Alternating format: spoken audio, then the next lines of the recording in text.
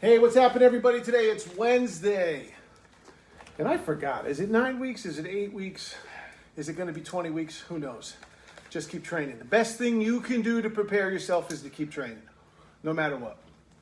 I know a lot of us are heading to that refrigerator, but head to the floor, do some push-ups and sit-ups. Whew, I just finished a workout with the guys. So here's what we're going to work on today. We're going to cover your grappling moves. I'm going to show the application. I'm going to explain the thought process behind it. Grappling is very simple. Different than jiu-jitsu on the ground grappling, Japanese grappling or Japanese jiu-jitsu joint locks. Escape moves when someone tries to grab you. Now, this is a much more dangerous situation than someone punching at you. If someone's punching at you, you have a lot of options. You could put your hands up. You could step back. You could use your words, stay away from me. You can block. You can duck. You can punch or kick back because they haven't touched you yet. But let's just say you're walking in New York City and you come around a corner and boom, somebody's on top of you and they've got you already. Well, the time to negotiate is over. So you have to protect yourself. And this goes from adults to a bully on the playground. Again, all my karate kids, I can't stress enough. Use your words. Step back. Tell them you don't want to fight.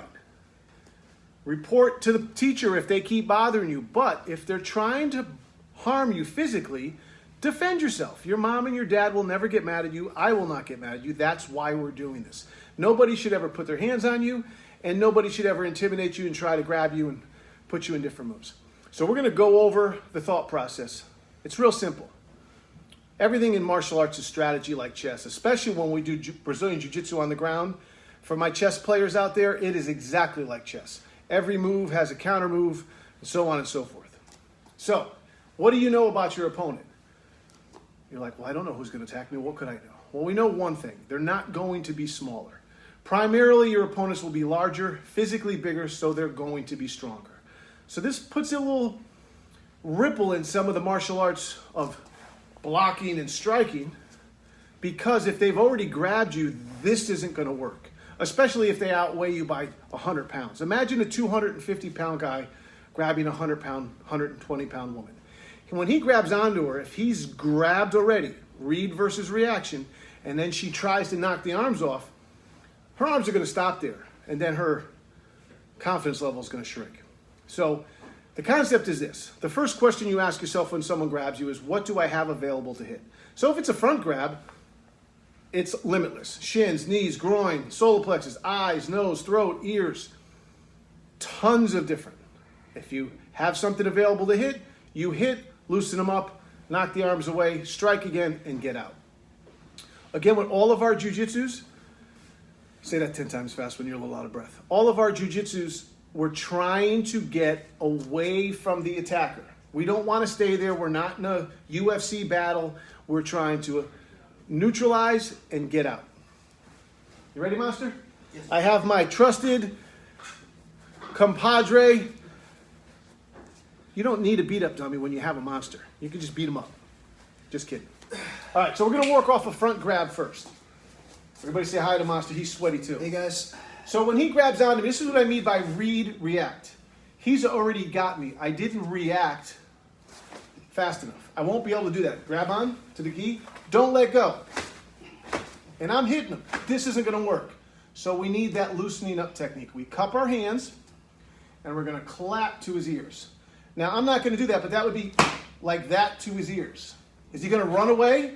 Probably not, but it's going to loosen this grip up. So, one. Then, it's not just my arm across, it's my whole body. Palm, kick. Now, there's three things in there I want you to focus on. One, if you see him coming, stop him or step back. Once he grabs you, you have to loosen him up. Whether the loosening up is a kick, strike, we're going to go with palms to the ears. Loosen him up. He's sweaty. Not just your arm. Two is use your whole body. Swing your whole body over to break it. Now you have this hand to twist, and this is the big part. We have two legs. If I kick with this leg, which is hard, I'm coming towards him, which means he can grab me again. But by doing this, I'm kicking and going away from him. I can actually use his leg to propel me away. Why is that important? What's our number one objective? To get away. So it's clap, that's to the ears. Knock the arms away. Palm, side kick. Okay, now he comes up behind us. Well, what do we know if he's behind us? Unless he's an alien, we know if he's got two arms, he's got two legs. Kick to the leg. If he's not moving you around, stomp to the toe or kick to the leg. Same thing. Swing your arm, whole body, strike, side kick, get away. So again, what's important there as he grabs on is that kick right to the knee. Boom. That's going to loosen him up. Clear, strike, kick. Double wrist grab. Some of these are base holds. In other words, not too many people are going to grab you by two wrists, but if they do, they're pulling you. What do we know? If he's pulling us and I pull back, he's going to win. Because he's stronger. So I go with it and I pop the knee right into it.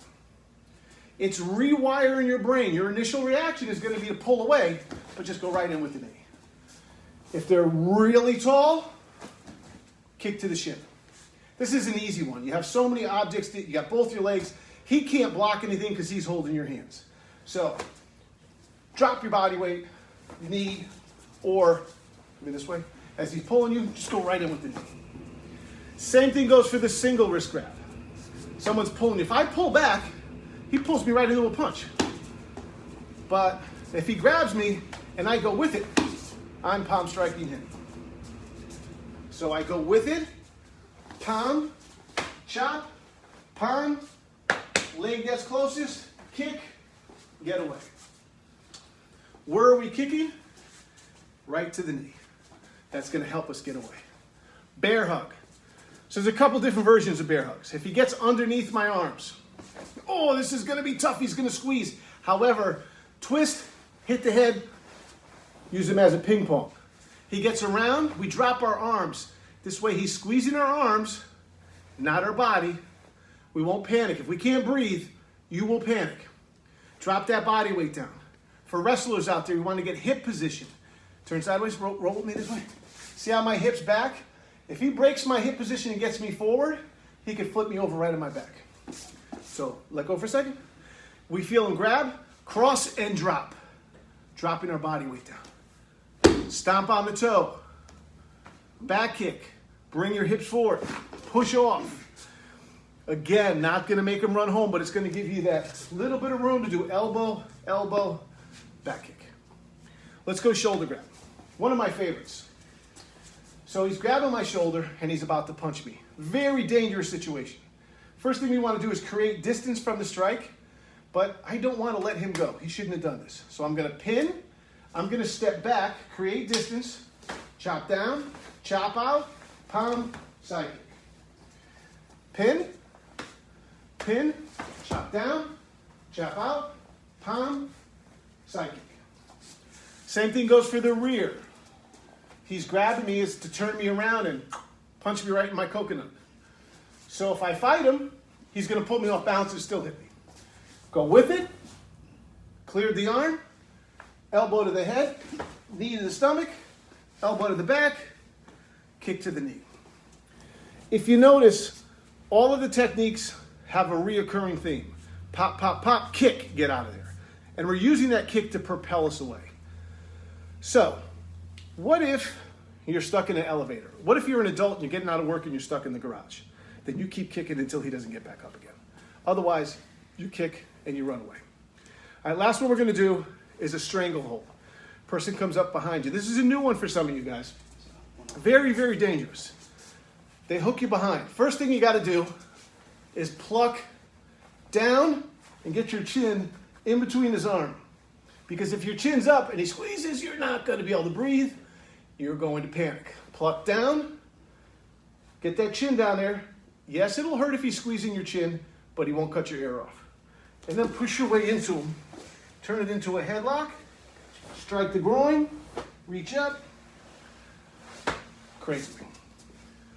So those are our 6 core grappling moves. Again, front choke. Clap. Knock the arms away, palm, side kick. Back choke. If he's not moving you around, back kick. But if he's moving you around, don't go up on one leg, you'll fall down. Back kick, if he's moving you, stomp, and then back kick. Clear, palm, moving away from him, side kick. Double wrist grab, drop the body, or come right in, knee. Single wrist grab, pulling you, step in, palm, drop your body weight, chop. That's chopping his arm off, palm, side kick. Shoulder grab, pin the arm, chop down, chop out, palm, side kick. Rear shoulder grab, clear, elbow, knee, elbow, kick. And stranglehold, pluck down, get that chin in there, turn into him, strike the groin, grab the shoulder, cranes with. Those are our core grappling moves. Practice them. Understand what you're doing as far as loosening them up first. If you recognize it coming, by all means, defend yourself, step back, hands up. Try never to engage. If you don't get into the battle, you've won. If you're walking around staring at the stars and someone grabs you, you're at fault for not paying attention of your surroundings. Guys, have a great day. Get outside. The weather's changing. It's getting awesome. I just want to bring up one thing. I hear our intelligent government has said we can go to the beaches, but we can't swim. But in the same memo, surfing is allowed. So I'm kind of wondering, how are they getting out there to surf? Wouldn't they have to swim out with the surfboard? I don't know. Maybe these guys are much more educated than I am. They'll figure it out. Awesome, guys. We'll see you later this week. Take care.